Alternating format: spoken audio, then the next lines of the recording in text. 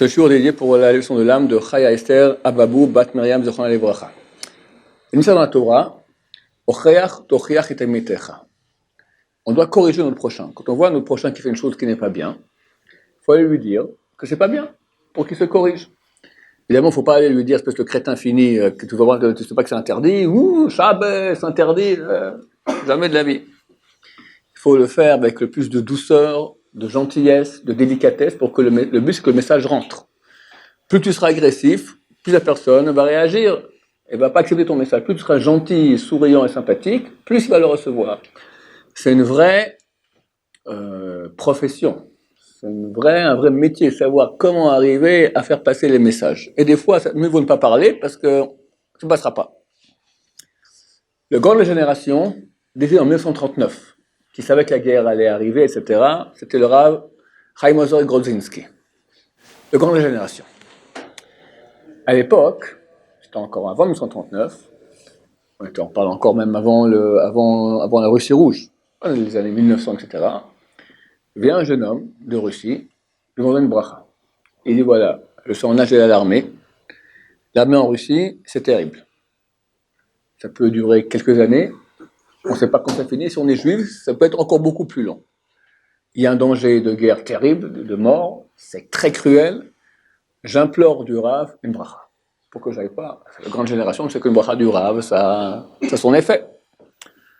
Le Rav le regarde, lui dit excuse-moi, j'ai une petite question à te poser. Est-ce que tu portes un talit katan? Le jeune homme baisse ses yeux, un peu honteux, dit je m'excuse, mais je dis la vérité, non. Est-ce que tu mets de tefilin tous les jours? Il baisse ses yeux et dit je ne vais pas vous mentir, mais non, ça fait des années que je ne mets pas les tefilin. Alors lui dit Shabbat, il me baisse les yeux, je ne suis pas pratiquant. Et il s'attend que le Rav commence à lui faire un moussard. Tatati, tatata, tatati, tatata, tatati, tatata. Et le Rav lui dit, je te fais une bracha. Que les autorités russes soient déçues de toi, à un point tel qu'ils ne vont pas te prendre à l'armée, au point où moi j'étais déçu de toi. Il lui dit qu'il était déçu, mais c'est gentil. Il lui fait une bracha. C'est une bracha. Plus je suis déçu, plus eux vont être déçus, plus tu seras sauvé.